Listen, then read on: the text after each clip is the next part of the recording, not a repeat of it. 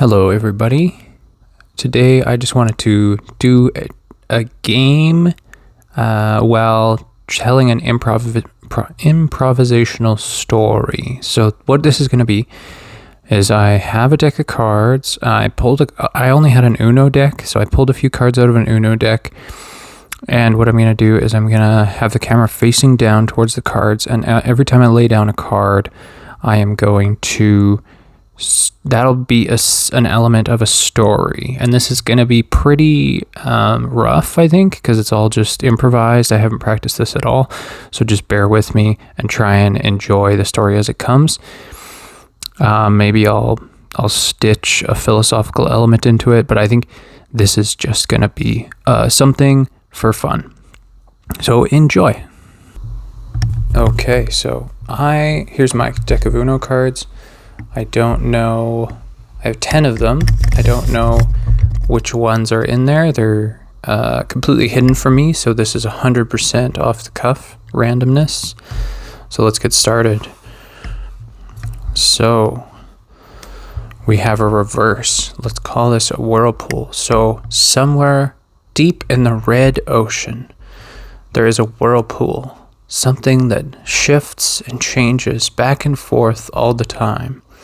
It draws ships down into its depths, and sometimes it simply flips them around without them knowing, and they end up back where they started. So far, this has happened 5 times. 5 lonely ships have gone down, and 5 more lonely ships have ended up back at where they started, not knowing why they ended up back where they started. Now, the ships that do get dragged down into the depths in this red whirlpool, they disappear from this world, and they end up coming out in the green world, through the green whirlpool. This is a different universe, the green universe with the green whirlpool, and ships come back and forth through this one, and some people trade through this whirlpool knowingly, but most people go through and get lost, never to be seen again, stuck in the green world. Now, out of those 5 ships that went down, 6 made it through into the other green world. That's right. Oh, or actually, no, this is better. Now, as I said before, 5 ships went down into this whirlpool, through the red whirlpool, into the green whirlpool, and we have had 6 ships come from the green whirlpool up through our red whirlpool and appear in our world, unbeknownst to us. Now, the yellow whirlpool was shut down a while ago, so nobody's coming from there anymore. Thank God. When we shut down the yellow whirlpool, we got a choice to pick a new color. And we already had green coming here, and of course we are red. So we chose blue. Oh, that's actually really funny.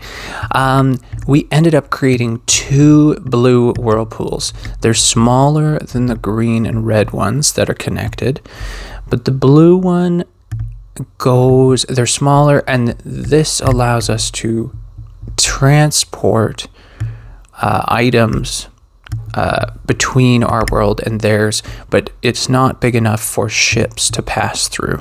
So one whirlpool is a export whirlpool to the blue world, and the other blue whirlpool is an import whirlpool from the blue world. Now, strangely enough, we have had 5 green objects come from our import blue whirlpool. Now, we're not sure how they're getting here. I assume they're exporting to the blue world, and the blue world, when they get tired of their green objects, export things to our world. And so we're kind of getting the cast-offs. But we thought that everything that came from the blue world had to be blue, and so it's a very strange situation.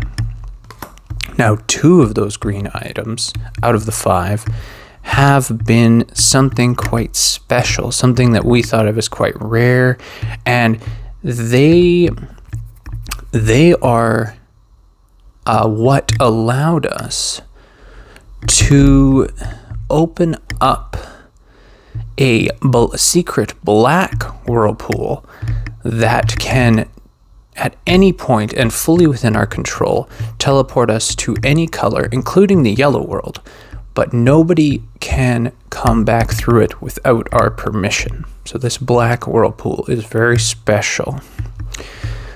Now, so far, this red world has sent out 9 expeditions through this black whirlpool, none of which have returned.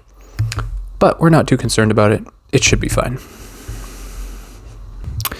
Right on. Thanks for anybody who took the time to watch or listen to that. That was a lot of fun, but it was pretty rough, especially in the middle there. But yeah, no, it was fun. I would encourage anybody to try a similar game. Just give it a shot, see what you think. But of course, like I said at the beginning, you come here mostly for philosophy and not so much for stories. And so maybe I'll try and weasel in some philosophical ideas here.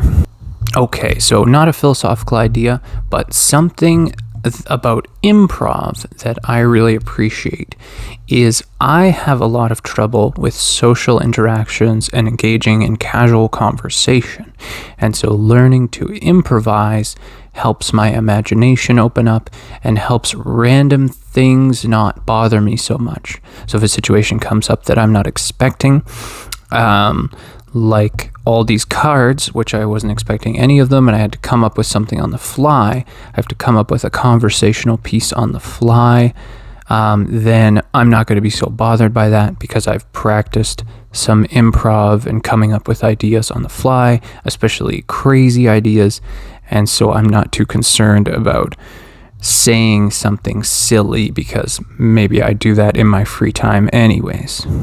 Another good one is that this is just something that's good to do that's not consuming of any sort. So there's no reading, there's no watching, there's no listening. This is creating. And so even though it's simple and it's very silly and, it's not something usually that you would share because it's unprofessional, I guess you could call it.